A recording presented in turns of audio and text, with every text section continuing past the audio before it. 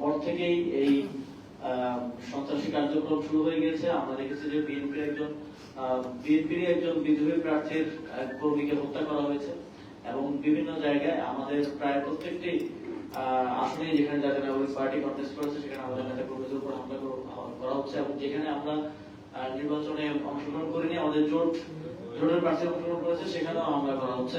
নির্বাচনের দিন আমরা দেখেছি তাদের এজেন্টরা দাঁড়িয়ে দাঁড়িয়ে না ভোট দেওয়ার জন্য কিভাবে প্রচারণা করেছে। আপনাদের মিডিয়ার মাধ্যমে আমরা দেখতে পেয়েছি যে আসলে গণভোটের হ্যাঁ ভোটের যে বক্তব্য তারা উচ্চ পর্যায়ে থেকে দিয়েছিল সেগুলো আসলে আইওয়াস ছিল। মাঠ পর্যায়ে তারা না ভোটের ক্যাম্পেইন করেছে, কিন্তু এই এত ষড়যন্ত্র করেও আসলে না ভোটকে বিজয়ী করতে তারা সক্ষম হয়নি। আওয়ামী লীগও না ভোটের পক্ষে অবস্থান নিয়েছে, তারা প্রচারণা করছে, কিন্তু তারা না ভোটকে বিজয়ী করতে সক্ষম হয়নি এবং গণভোটে প্রায় 68% হ্যাঁ ভোটে পক্ষে জনগণ রায় দিয়েছে এবং হ্যাঁ ভোট বিজয়ী হয়েছে। আমরা জাতীয় নাগরিক পার্টির পক্ষ থেকে বলতে চাই যে শপথ গ্রহণের ক্ষেত্রে সকল যারা বা সংসদ সদস্য প্রার্থী হিসেবে নির্বাচিত হয়েছেন, যারা সরকার গঠন করবেন, সকলকে এই জুলাই সনদ যেটা জনরায়ের মধ্য দিয়ে একটা লেজিটিমেসি পেয়েছে এবং এই গণভোটের লেজিটিমেসি জাতীয় নির্বাচনের লেজিটিমেসি থেকেও বেশি গুরুত্বপূর্ণ বলে আমরা মনে করি। এই তাদের অঙ্গীকার করে সংসদে পা রাখতে হবে যে তারা এই জুলাই সনদ বাস্তবায়ন করবে এবং গণভোটে জনগণ যে রায় দিয়েছে সেই রায়ের প্রতি সম্মান দেখাবে এবং দ্রুত সময়ের মধ্যে বাউন্ড টাইমের মধ্যে সেটা বাস্তবায়ন করবে।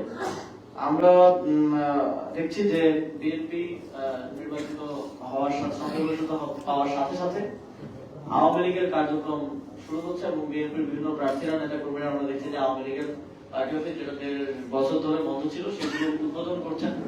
আমরা স্পষ্টভাবে বোঝা যায় যে আওয়ামী লীগের সাথে এক ধরনের গোপন আন্ডারস্ট্যান্ডিং এবং আঘাতের মধ্য দিয়ে তারা নির্বাচনে জয়লাভ করতে পেরেছেন। যেহেতু আমাদের কাছে প্রাপ্ত এখনকার তথ্য অনুযায়ী আমরা খুব বেশি পার্থক্য 11 দলীয় জোট এবং বিএনপির প্রাপ্ত ভোটের মধ্যে নেই, সেটা আপনারা জানেন।